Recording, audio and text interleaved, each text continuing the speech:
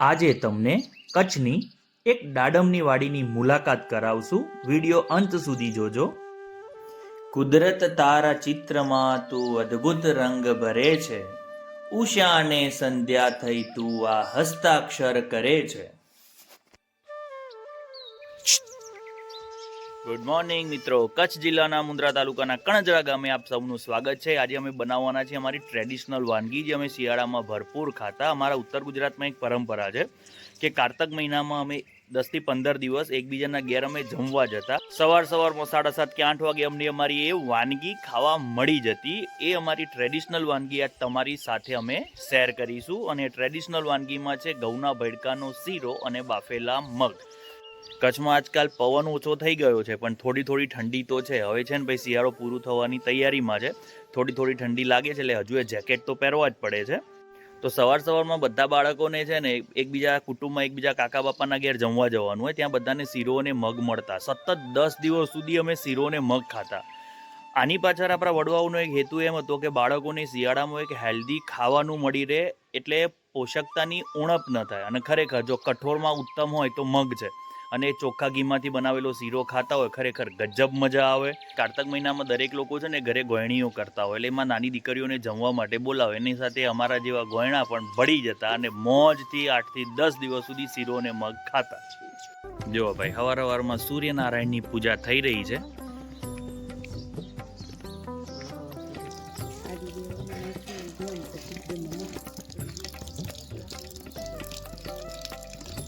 આદિદેવ નમસ્તુ ઉગ્યમ પશ્ચિદેવમ ભાસ્કર દિવાકર નમસ્તુ બ્રહ્મ પ્રભાકર નમસ્તુતે. ભાગ્યું ચૂટ્યું ભાઈ સંસ્કૃત થોડું તો આવડે છે. પાણી ઉકળી ગયું છે તો હવે એની અંદર આપણે મગ છે ને એડ કરી લેશું.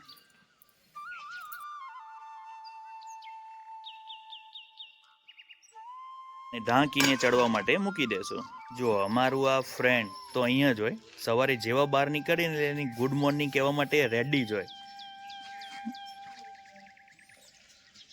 અને આ વખતે તો ગામડે ગયા પણ એવો મોકો નથી મળ્યો. દિવાળીમાં તો જીવન પર્વનો પ્રસંગ હતો તો બિઝી જ હતા.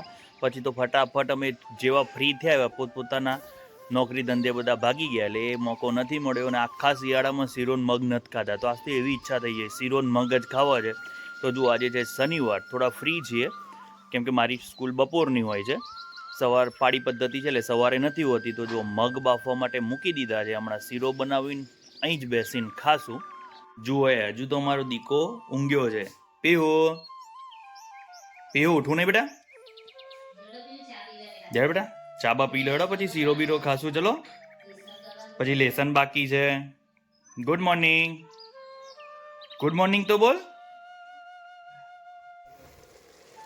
જો ભાઈ સગડી ઉપર અમારા મગ ચડી ગયા છે, એકદમ ફૂટી ગયા છે.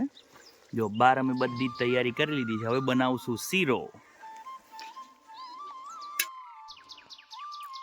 200 ગ્રામ જેટલું ઘઉંનું ભડકું અમે લઈ લીધું છે. એમાંથી બનાવશું શીરો. હવે એ ભડકું સારી રીતે ઘીમાં પલળી જાય એટલું જ ઘી ઉમેરીશું.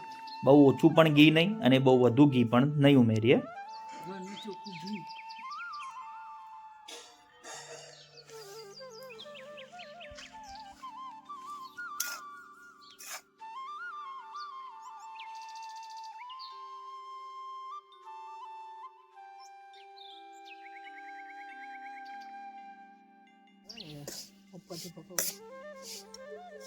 મમ્મી આપણે ઘેર ગોયણીઓ કેમ કરીએ?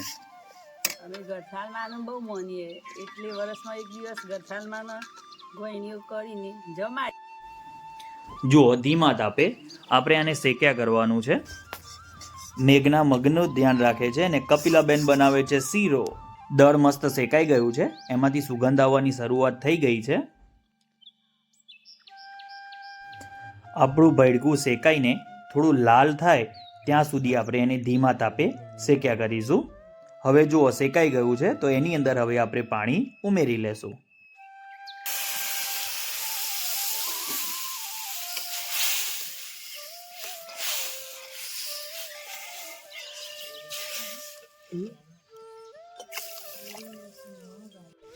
જો હવે એની અંદર આપણે ગોળ ઉમેરી લેશું.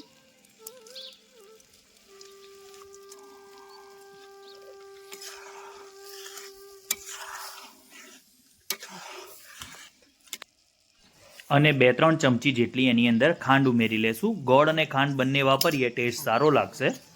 મેઘના, તને શીરો ને મગ ભાવ કે નહીં ભાવતા? તને શું નહીં ભાવતું? બધું ભાવે.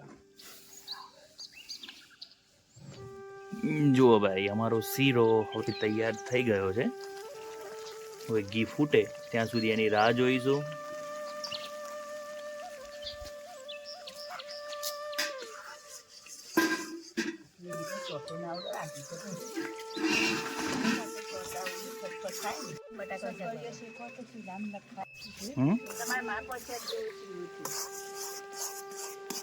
હાલ ફૂટી ગયો છે. જો મસ્ત જો ભાઈ, ઘી ફૂટવાની શરૂઆત થઈ ગઈ છે. એમ તમારી મમ્મી છે ને આવી બધી ટ્રેડિશનલ વાનગીઓના તો કુકિંગ એક્સપર્ટ છે, મસ્ત બનાવે.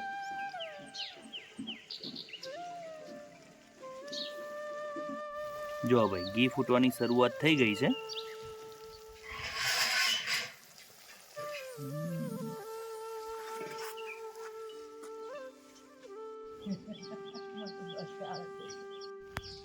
ચૂલામાં જ અમે શક્કરિયું શેકવા માટે મૂકી દીધેલું છે. શેકેલું શક્કરિયું ખાવાની ગજબ મજા આવે. જુઓ, અહીં ઘી ફૂટી ગયું છે. હવે આપણે શીરાને ઉતારી લેશું. બધું ઘી બહાર આવી ગયું છે. જો ભાઈ, બહાર બેસીને આજ તો અમારી ટ્રેડિશનલ વાનગી શીરાની મોજ લેશું. ચાલો ભાઈ, શીરો અને મગ ખાવા.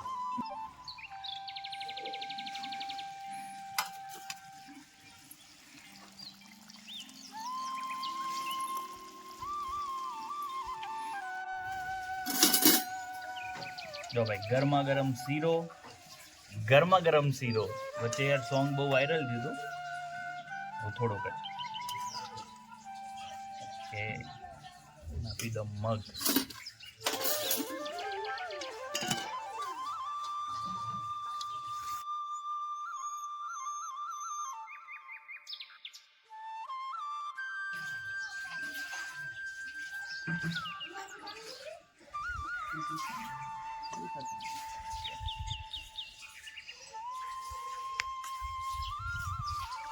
ચાલો ભાઈ, સવારમાં આજ તો હેલ્ધી બ્રેકફાસ્ટ.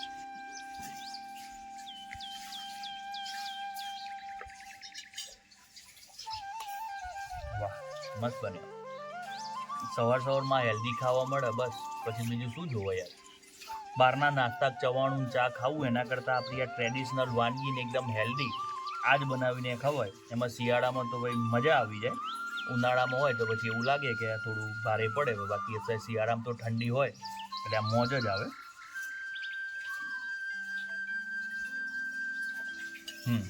9:30 થયા છે. વાડી આવ્યો છું સ્પેશિયલ ગાયની મુલાકાત કરવા. હજુ તો એકાદ દિવસ કાચી છે, હજુ 1-2 દિવસ કાઢશે, આનું ભાઈ નક્કી ના હોય. સવારે ઉઠું ને અને રાત્રે ઊંઘું ત્યાં સુધી 2 થી 3 વાર એને જોવા આવવું પડે, નહીં તો મજા જ ના આવે. આપણે આપણી ગાયને જોઈ નથી એમ.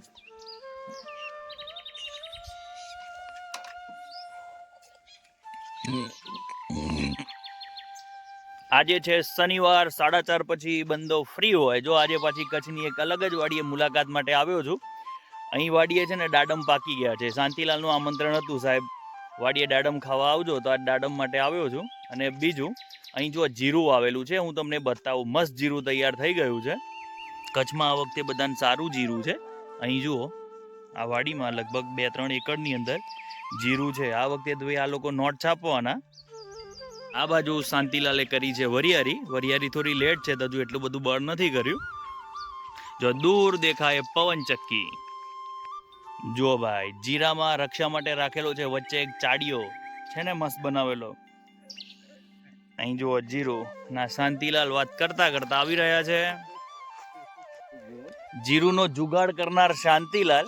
આ વખતે તો એમનો જુગાડ સક્સેસફુલ થઈ ગયો છે. 20 દિવસ પછી જો જીરું વઢાઈ જશે. કેટલું થશે શાંતિલાલ? થશે 15 જેવું, 17 મણ જેવું થાય. વાહ, 17 મણ એટલે કચ્છના ભાઈ 40 કિલોના મણો, 20 કિલો વાળા નહીં. એટલે 17 દુ 34 મણ જેવું જીરોનો ઉતારો થશે એવું એમનું વિચારવું છે. હવે જોઈએ જે થાય ખરું. બાકી આવું તો ટેન્શન જેવું નહીં. હજી સાહેબ 50%. એકદમ મસ્ત ક્વોલિટીનું જીરું છે. જો ભાઈ, દાડમ.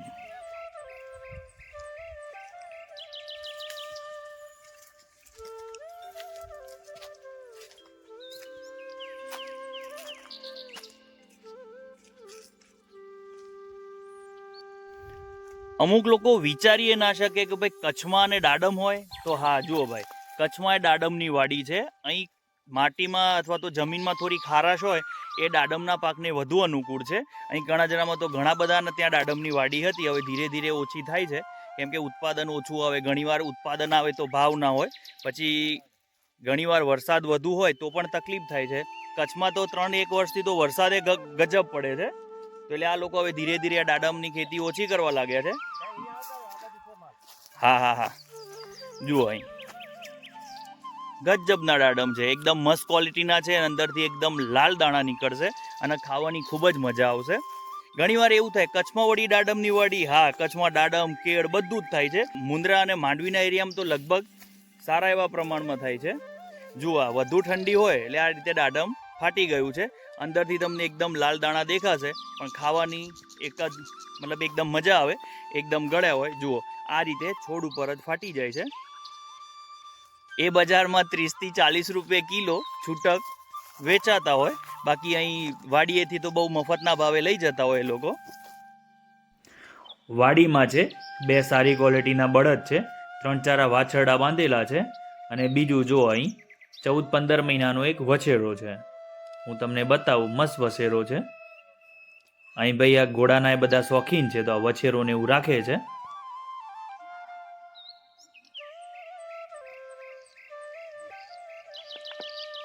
આ છે ગોબર ગેસ પ્લાન્ટ.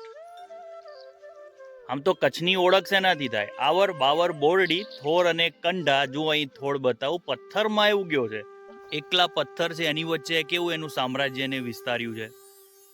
જો ભાઈ તમને અમારો વિડીયો ગમે તો લાઈક શેર અને સબસ્ક્રાઇબ કરવાનું ભૂલતા નહીં. વંદે માતરમ.